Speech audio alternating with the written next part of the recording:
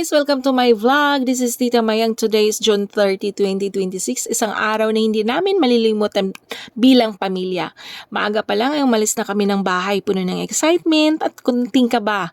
Ang destination ko po ngayon ay ang Regional Training Center 7 Camp GCM Robredo located sa Barangay Hogan, Consolacion, Cebu upang dumalo sa graduation ceremony ng aking pamangkin na matagumpay na nagtapos ng unang yugto ng kanyang PNP recruit training bilang bahagi ng batch 2025 Sinag-Anib. Habang papunta ako sa kampo, hindi maiwasang balikan ang mga kwento niya tungkol sa hirap ng kanilang training. Maraming pagkakataon na gusto na nilang sumuko pero piniling nilang magpatuloy dahil alam nilang bawat pagod, bawat sugat, bawat pawis at bawat sakripisyo ay may kapalit na magandang kinabukasan. Pagdatingin ko dun sa venue, makikita ko agad na ang saya sa mukha ng bawat pamilya. Lahat ay sabik na makikita ang kanilang mga mahal sa buhay na nakasuot ng uniforme. Habang nagsisimula ang seremonya, ramdam ang pagmamalaki ng bawat magulang, kapatid, kamag-anak at kaibigan. Hindi biro ang 6 na buwang training ng kanilang pinagdaanan. Mahigpit ang disiplina, matitinding physical activities, walang sukuan at araw-araw ay sinusubok ang kanilang lakas, isip at tibay ng loob. Kaya bawat palakpak na narinig sa graduation ceremony ay tunay na deserve ng bawat recruit. Isa sa mga pinakakaantig ng bahagi ng araw nang binigyan sila ng 5 minuto para makasama ang kanilang pamilya.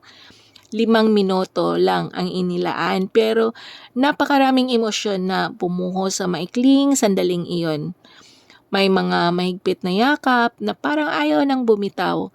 May mga ngiting puno ng saya, may mga mata namang hindi napigilang lumuha. Sa loob ng ilang minuto, ramdam naming sulit ang lahat ng paghihintay at sakripisyo.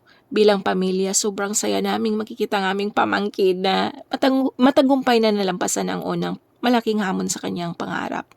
Hindi lang ito ang tagumpay niya, kundi tagumpay din ng buong pamilya na sumusuporta sa kanya mula umpisa hanggang sa araw na ito.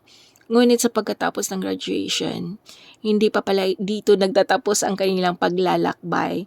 Matapos ang seremonya, binigyan sila ng kunting oras upang ihanda ang lahat ng kanilang personal na gamit.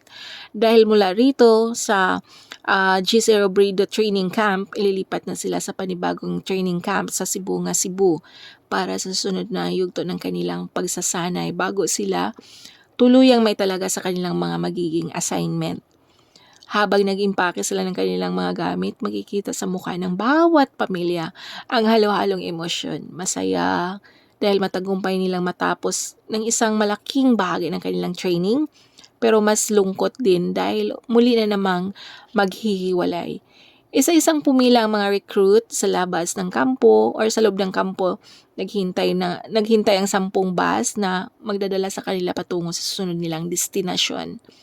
Habang umandar ang mga bus, maraming pamilyang kumakaway, may mga umiyak, may mga nakangiti at may mga tahimik na lamang na nakatingin habang papalayo ang kanilang mga mahal sa buhay. Sa mga sandaling iyon, mas lalo naming naunawaan na ang pagiging isang pulis ay hindi lamang tungkol sa pagsusuot ng uniforme. Yes po, hindi lang sa pagsusuot ng uniforme.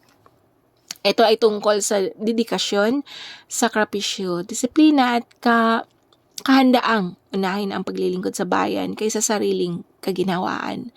Sa likod ng bawat badge ay may kwento ng pagod. Sa likod ng bawat uniforme ay may pamilyang nagsakripisyo, naghihintay at patuloy na nanalangin para sa kanilang kaligtasan.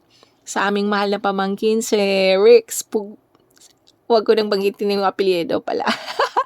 Sa aming mahal na pamangkin, nais namin sabihin na sobrang proud kami sa iyo, Dudong. Marami ka mang pinagdaanan sa sunod na mga buwan, pero alam namin kakayanin mo dahil napatunayan mo na ang iyong katatagan, sipag at determinasyon.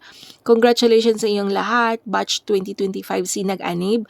Naway manatili kayong tapat sa inyong sinumpaang tungkulin, magiging huwaran ng integridad at magsilbing inspirasyon sa mas marami pang kabataang Pilipino na nangangarap ding magsuot ng uniforme.